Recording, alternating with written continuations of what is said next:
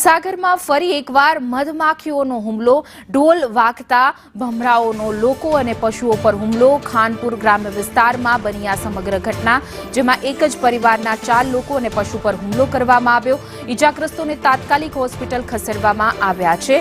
વધુ વિગતો સાથે મારા સંવાદદાતા કૌશિક જોશી જોડાઈ ગયા છે. જે કૌશિક, ઢોલ નગારાને કારણે ભમરા અને મધમાખી છે તે ઉડી હતી અને હુમલો થયો છે. સમગ્ર ઘટના શું હતી?